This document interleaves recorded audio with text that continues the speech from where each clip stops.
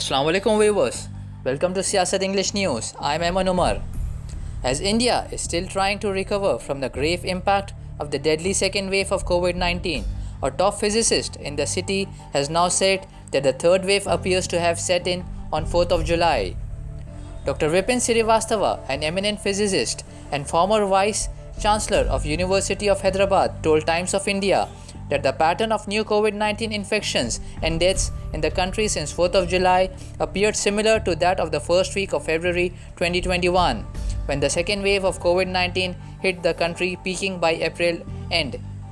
He cautioned that the third wave could pick up momentum if people fail to follow the COVID-19 protocol like social distancing, sanitization, wearing of masks, and vaccination. 3 people, including an employee of an e-commerce firm, were arrested here on Monday by Excise Department officials on charges of illegal possession, transportation, and sale of drugs. The officials, acting on a tip-off, raided an area in Secunderabad and seized 1.1 kg of dry ganja, 20 grams of hashish oil, 2 grams of MDMA, 10 LSD blots, and 5 grams of charas from them, the Assistant Excise Superintendent N. Anji Reddy said in a press release. During questioning, the 3 revealed that they were drug addicts and started selling them to customers to get more money. The main drug suppliers have been identified and a search was on to nab them. The Telangana State Board of Technical Education and Training on Monday has released the hall tickets for the Telangana State Polytechnic Common Entrance Test Polyset 2021. Candidates who have applied for the exam can download their hall tickets from the official website polysets.nic.in. Telangana State Board will conduct the TS Polyset exam on 17th of July for candidates seeking admission to all diploma courses in engineering, non-engineering, technology offered at polytechnic colleges in Telangana state for the current academic year. Superstar Rajinikanth on Monday announced his decision to not enter politics in the future and dissolve the Rajini Makkal Mandaram or Rajini's People Forum. The decision came after he had consulted with the members of the Rajini Makkal Mandaram regarding its functioning after he opted out of the political race before the Tamil Nadu general elections, citing his health condition. The RMM will act as Rajinikanth fans' welfare committee with the same members, the actor said in a statement.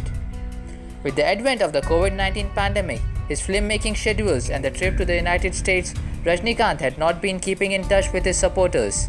He said he would meet them all and discuss the future of the Makkal Mandaram and whether he would enter politics in the future or not.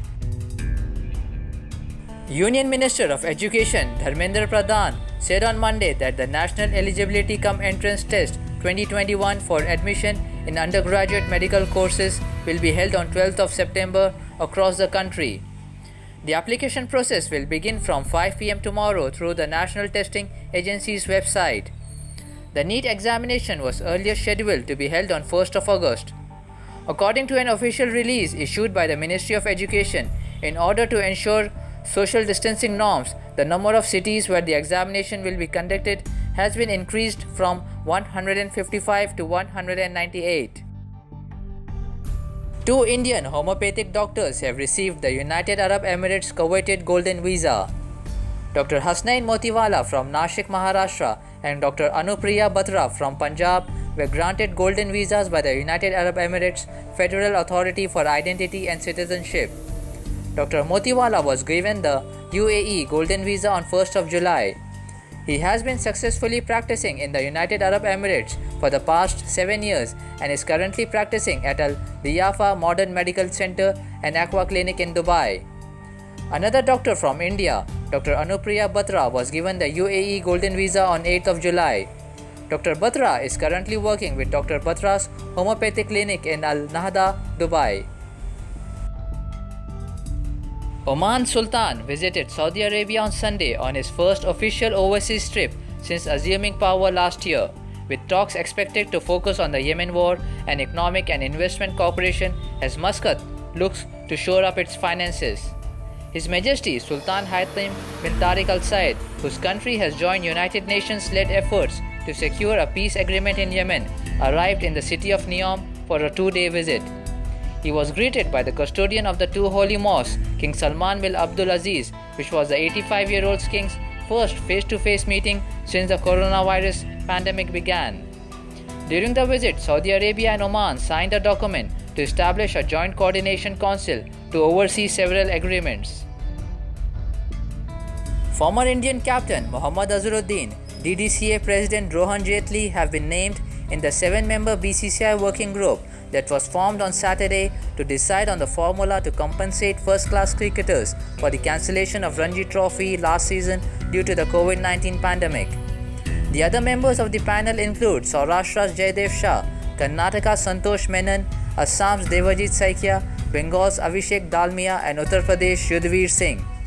Last season, the players in domestic cricket lost around 10 to 15 lakh rupees as the BCCI could only hold Vijay Hazare Trophy and Syed Mushtaq 2020 Trophy. That's it for today. Thank you, viewers.